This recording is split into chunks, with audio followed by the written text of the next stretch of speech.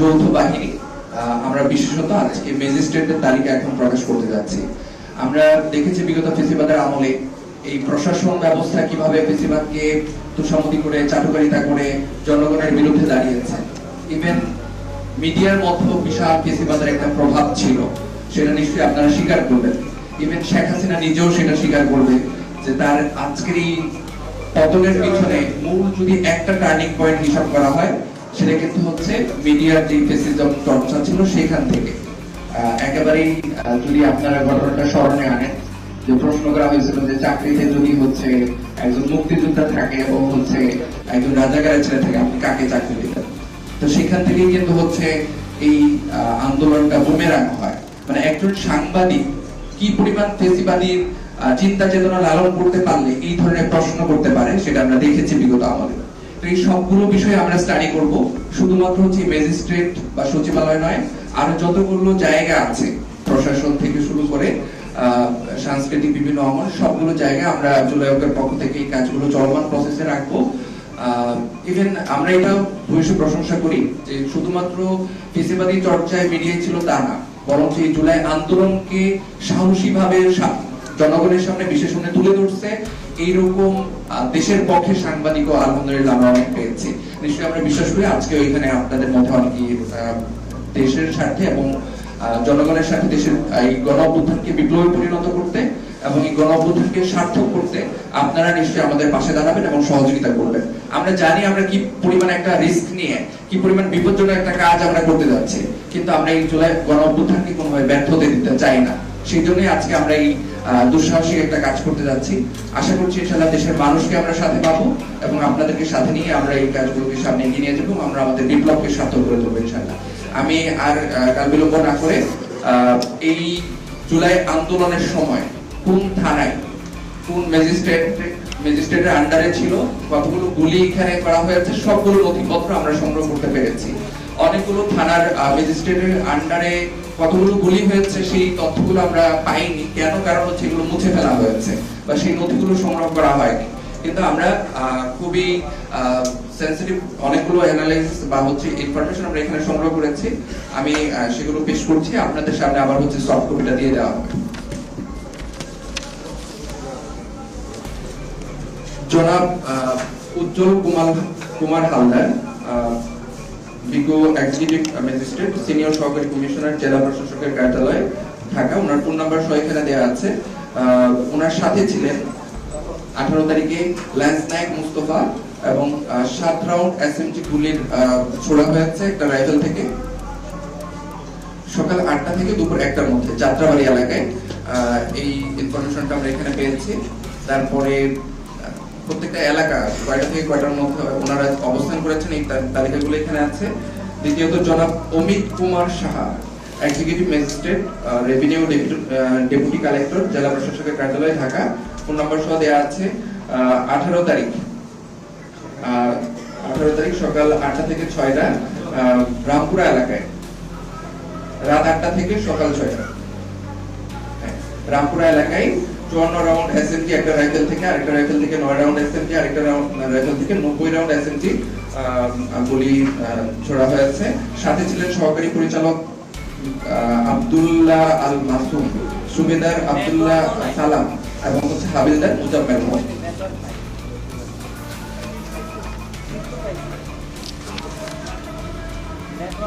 মতিঝিল আরামবাগ এলাকায় ছিলেন জনাব Shamsuzzaman Kanak, executive magistrate, senior সহকারী কমিশনার। এখানে ওনার ওই এলাকাতে অবস্থান করেছেন। ওই এলাকায় আমরা জানি নৃশংস হত্যাকাণ্ড পরিচালনা হয়েছে, কিন্তু রাইফেল থেকে কত গুলি ছোড়া হয়েছে সেই তথ্যটা আমরা পাইনি। জনাব Sunia Hossain Jisan, executive magistrate, senior সহকারী কমিশনার, জেলা প্রশাসকের কার্যালয়, ঢাকা। 19 তারিখে সকাল 8টা থেকে দুপুর 1টা পর্যন্ত রামপুরের টিভি ভবন এলাকায় বিভিন্ন রাইফেল থেকে অনেকগুলো গুলি ছোড়া হয়েছে। 26 রাউন্ড এসএমজি একটা রাইফেল থেকে, আরেকটা রাইফেল থেকে 8 রাউন্ড, 10 রাউন্ড, 3 রাউন্ড এসএমজি বিভিন্ন রাইফেল থেকে এবং গুলি ছোড়া হয়েছে। এই তথ্যগুলো আমরা পেয়েছি। সাথে ছিলেন সুবেদার রুহুল আমিন, নায়েক সুবেদার জায়েদ হোসেন, হাবিলদার শফিকুল ইসলাম, হাবিলদার কামাল।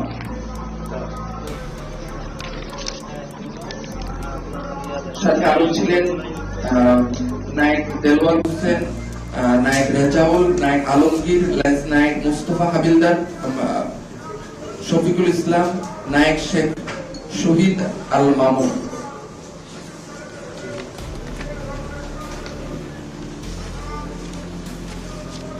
জনাব আফরিন জাহান, এক্সিকিউটিভ ম্যাজিস্ট্রেট, সিনিয়র সহকারী কমিশনার, জেলা প্রশাসকের কার্যালয়, ঢাকা।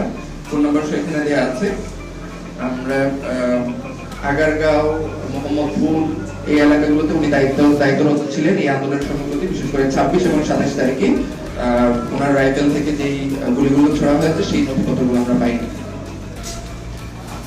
জনাব Sharif Mohammad Helal Uddin, executive magistrate, senior সহকারী কমিশনার, জেলা প্রশাসকের কার্যালয়, ঢাকা।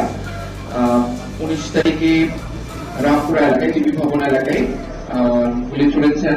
সাথে ছিলেন লেন্স নায়েক কামাল, সিপাহী সুহেল, সিপাহী আমিনুল, সিপাহী রাব্বি, সিপাহী Zahid, lance naik Mainul Hasan, havildar Mohammad Mukaddis Hossain, naik Faisal Gazi, lieutenant colonel Mohammad Redwanul Islam. বিভিন্ন রাইফেল থেকে 12 round RFL, 7 round RFL, 5 round RFL, এরকম ভাবে বিভিন্ন রাইফেল থেকে অনেকগুলো 19 রাউন্ড এসএমজি, 17 রাউন্ড এসএমজি, বিভিন্ন রাইফেল থেকে এরকম গুলি ছোড়া হয়েছে। এই তথ্যগুলো আমরা সংগ্রহ করতে পেরেছি।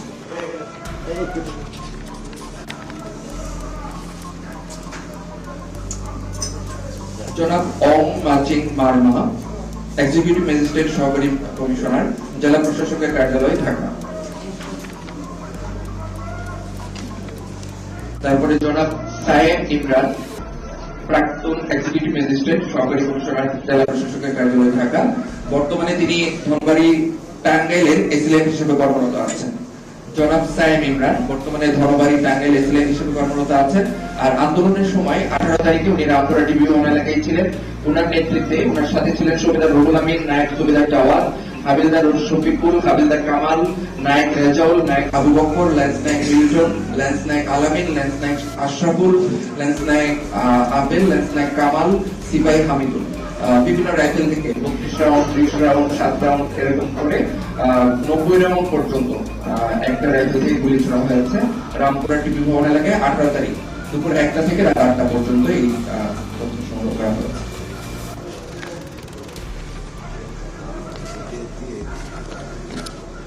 জনাব সাদিয়া আক্তার বর্তমানে নারায়ণগঞ্জ সদরে এসিলেন্ট হিসেবে কর্মরত আছেন।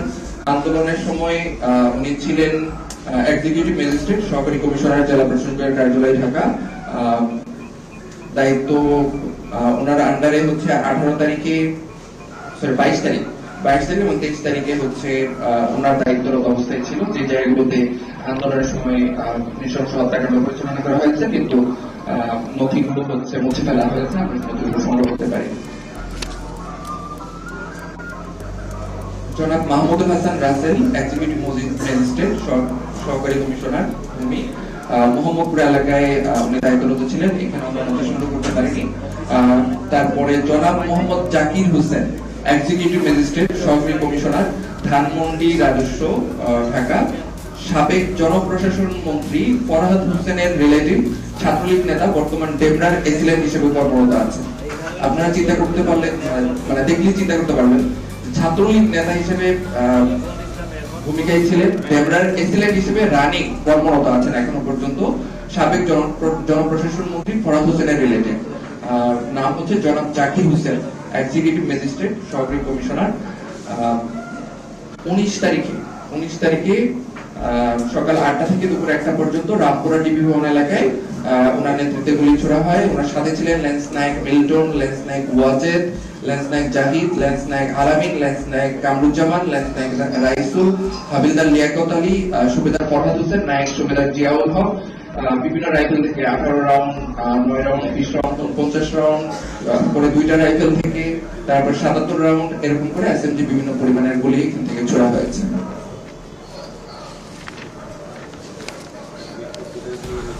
জনাব শাইখা সুলতানা, এক্সিকিউটিভ ম্যাজিস্ট্রেট, সহকারী কমিশনার, বর্তমানে শিবচর মাদারীপুরে এসিলেন্ট হিসেবে কর্মরত আছেন। জনাব শাইখা সুলতানা শিবচরে কর্মরত আছেন এখন এসিলেন্ট হিসেবে।